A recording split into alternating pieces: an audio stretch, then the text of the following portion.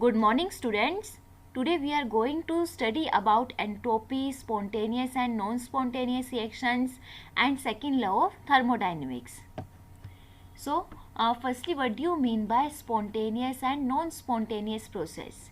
So, spontaneous process, a process which under some given conditions may takes place by itself or by initiation independent of the rate is named as spontaneous process.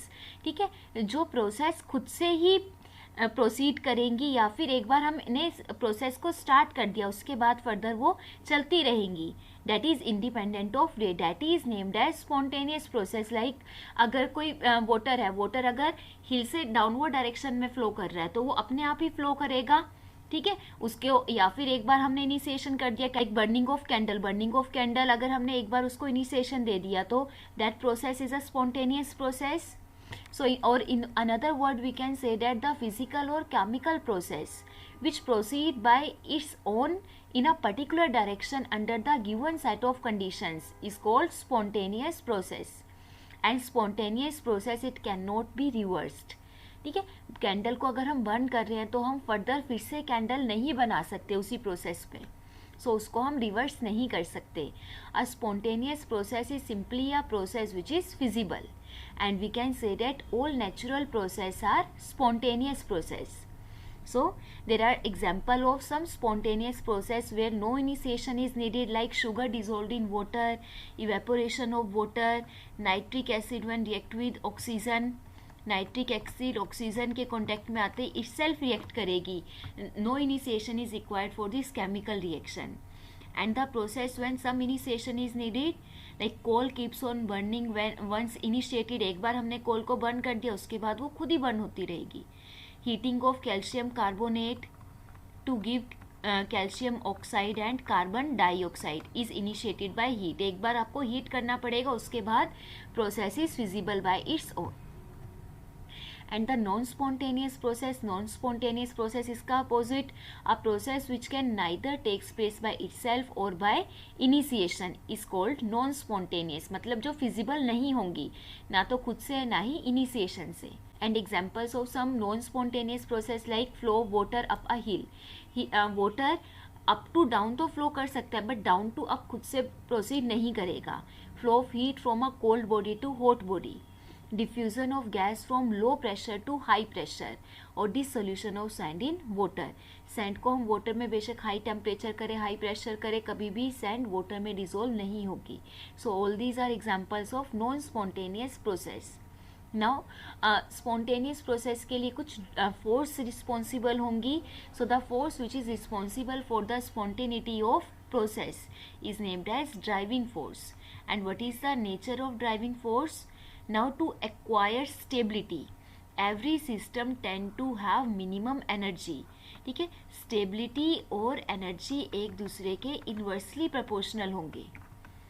तो जब भी कोई molecule stability acquire करेगा तो उसकी energy उस time minimum होगी. That means there is loss of energy.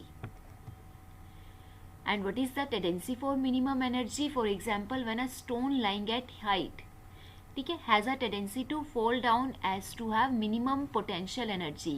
अगर कोई भी स्टोन हाइट से डाउनवर्ड डायरेक्शन में फॉल करता है तो डाउन में उसकी पोटेंशियल एनर्जी डिक्रीज होगी. Water flows down a hill to have minimum energy. Heat flow from hot body to cold body so that heat content of the hot body become minimum. ठीक है, तो कोई भी जो natural process होगी वो हमेशा higher energy to lower energy की तरफ मूव करेगी और जितना ज़्यादा एनर्जी मिनिमम होगी स्टेबिलिटी उतनी, जितनी एनर्जी मिनिमम होगी उसके कॉरस्पॉन्डिंग उतना ही मैक्सिमम स्टेबिलिटी होगी.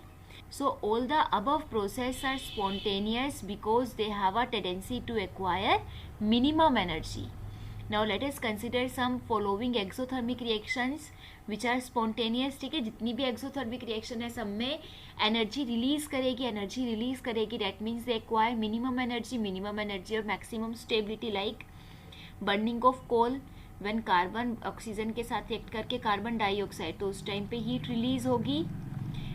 फॉर्मेशन ऑफ अमोनिया, अमोनिया की process, formation of ammonia heat release करेगा, एक्सोथर्मिक प्रोसेस है. Formation of water, formation of sulphur trioxide. ठीक है, all these are spontaneous exothermic process. Now what are the limitation for criteria of minimum energy?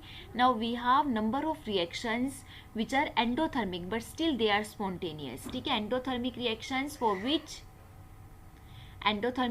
for which the value of delta H is positive but still these reactions are spontaneous, like evaporation of water or melting of ice. इसको अगर हम simple room temperature पे रखते हैं तो वो खुद से मेल्ट करेगी, but that is a endothermic process. Dissolution of salt like ammonium chloride, potassium chloride in water, decomposition of nitrogen pentaoxide at room temperature, all these are endothermic process but still they are spontaneous process. इन सब में heat की requirement है but room temperature पे ये spontaneous है. Similarly, a number of reactions are known for which delta H is zero. ठीक है, enthalpy change zero है but still they are spontaneous. For example the reaction between acetic acid and ethyl alcohol. It is converted into ethyl acetate plus water.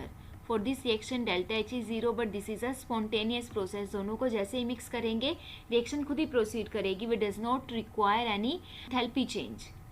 Similarly the expansion of gas into vacuum. ठीक है, gases जब भी expand करेंगे up to vacuum तो उस case में enthalpy change is zero but this process is spontaneous. And similarly there are some reactions for which delta H is negative. Delta H negative है, that means energy minimum हुई but really proceed to completion even though delta H remain negative. ठीक है, delta H reaction के लिए negative है, energy minimum हो रही है बट रिएक्शन कभी भी प्रोसीड नहीं कर रही. ठीक है, and reversible reactions also occur. Reversible reaction spontaneous process है. रिवर्सिबल रिएक्शन के लिए जितना रिएक्शन फॉरवर्ड डायरेक्शन में प्रोसीड करेगा उतना ही बैकवर्ड डायरेक्शन में प्रोसीड करेगा. तो अगर फॉरवर्ड के लिए एंथैल्पी चेंज नेगेटिव है तो बैकवर्ड में पॉजिटिव होगी but still they are spontaneous process. तो अब जो मिनिमम एनर्जी का क्राइटेरिया है वो इस टाइप की रिएक्शंस के लिए फुलफिल नहीं होगा. So we may conclude that the energy factor और enthalpy factor can not be the sole criteria for prediction the spontaneity और फिजिबिलिटी ऑफ प्रोसेस. ठीक है, ये एक सिंगल क्राइटेरिया नहीं है जो स्पॉन्टेनिटी को प्रिडिक्ट करेगा. Some another factor must be involved and that factor is the tendency of maximum randomness. And tendency of maximum randomness, for example, evaporation of water takes place because gaseous water molecule have more random than liquid water. ठीक है, evaporation में क्या होगा, energy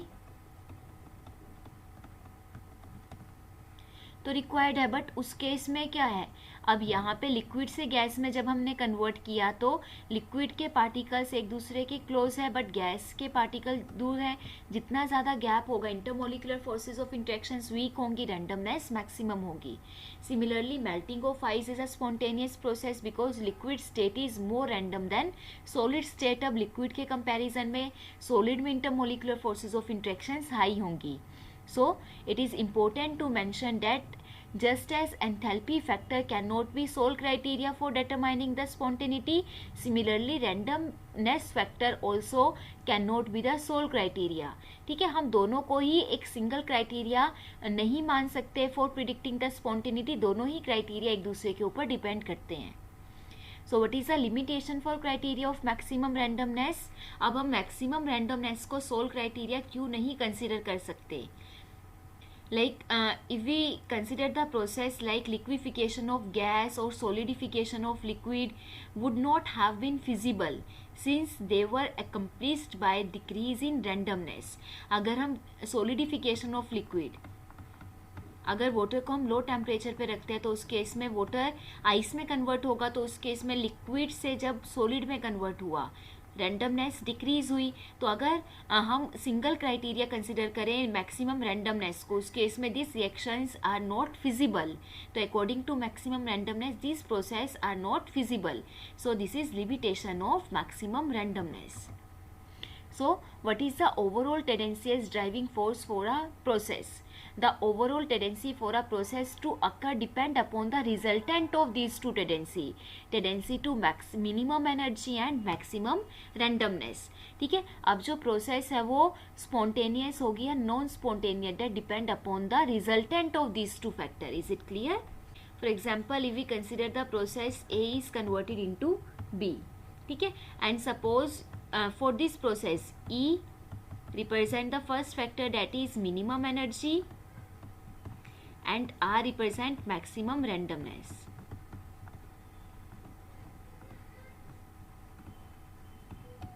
Okay, and D is the driving force. Driving force या resultant of these two factors.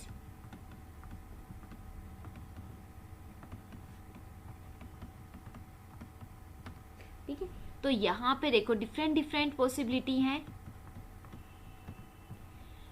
If the net driving force is in forward direction में अब हम consider कर सकते हैं कि मिनिमम एनर्जी भी फॉरवर्ड डायरेक्शन को प्रोसीड कर रही है, मैक्सिमम रैंडमनेस में भी फॉरवर्ड एनर्जी है, तो नेट ड्राइविंग फोर्स आपका फॉरवर्ड डायरेक्शन में ही चलेगा.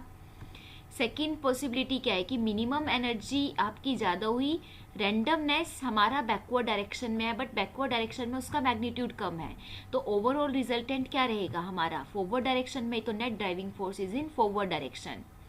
थर्ड पॉसिबिलिटी क्या है कि एनर्जी हमारी बैकवर्ड डायरेक्शन को प्रोसीड कर रही है, मीन्स एनर्जी क्राइटेरिया के according forward direction is not possible, but randomness का मैग्नीट्यूड फॉरवर्ड डायरेक्शन में ज़्यादा है, तो नेट ड्राइविंग फोर्स हमारा ओवरऑल रिजल्टेंट फॉरवर्ड डायरेक्शन में ही रहेगा.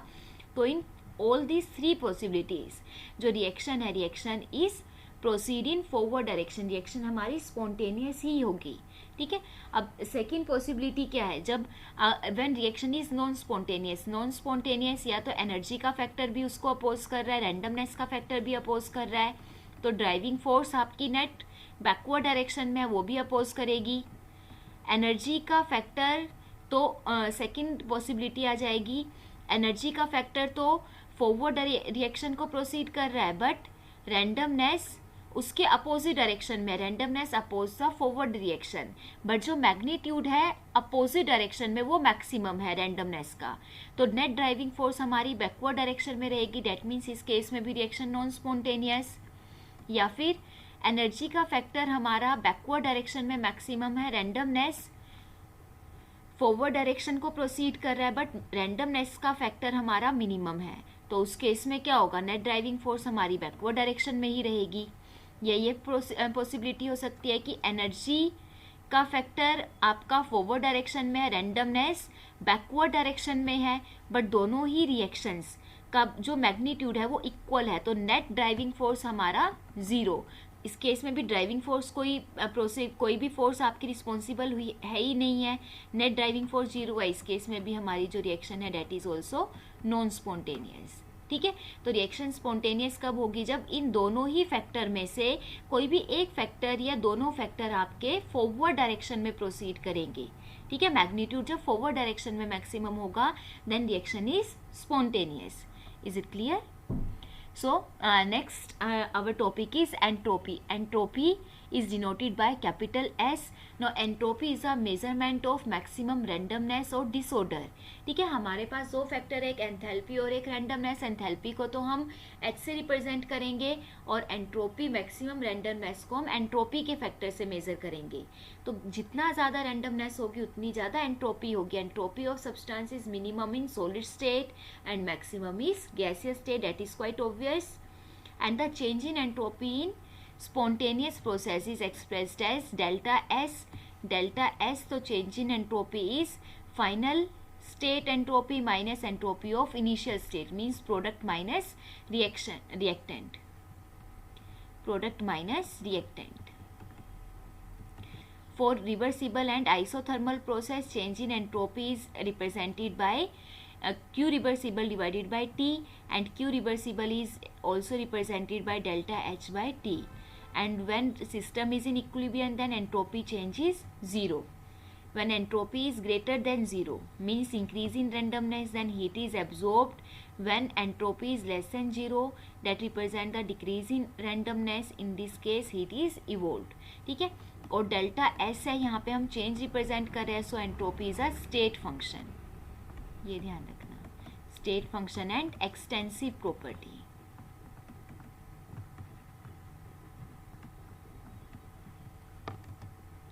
Now entropy change during phase transition, the change of matter from one state to another state is named phase transition, like solid to liquid, liquid to gas, gas to or solid to direct gaseous state. So the entropy change at the time of phase transition. तो यहाँ पे हम entropy को represent करते हैं Q reversible by T या delta H। तो phase transition के टाइम पे जो भी एंथैल्पी रिक्वायर्ड है उससे हम डिनोट करेंगे, like for conversion of solid into liquid, तो for fusion entropy of melting और entropy of fusion is equal to the enthalpy required for melting of solid और enthalpy of fusion divided by melting temperature. ठीक है, Tm is the melting point of substance. Delta S vaporization, it is required for conversion of liquid into gaseous state. So for this enthalpy required is the enthalpy of vaporization divided by boiling point of substance. Sublimation, when solid is directly converted into gaseous, that is delta S sublimation by sublimation temperature. Is it clear? Now second law of thermodynamic. According to second law of thermodynamic, entropy of universe is always increasing in course of every spontaneous और natural change. ठीक है, entropy universe की हमेशा इंक्रीज करेगी। All spontaneous process और natural process are thermodynamically reversible without the help of an external work. ठीक है, लाइक हीट है, हीट को हम हॉट बॉडी से कोल्ड बॉडी में तो ट्रांसफर कर सकते हैं, but heat can not flow from itself from a cold body to hot body. ठीक है, similarly water up to down तो फ्लो कर सकता है, बट खुद से डाउन टू अप फ्लो नहीं करेगा। Similarly the complete conversion of heat into work is impossible without living some effect elsewhere. ठीक है, हीट डायरेक्टली कंप्लीटली वर्क में कन्वर्ट नहीं होगी, उसका कहीं ना कहीं इफेक्ट रहेगा।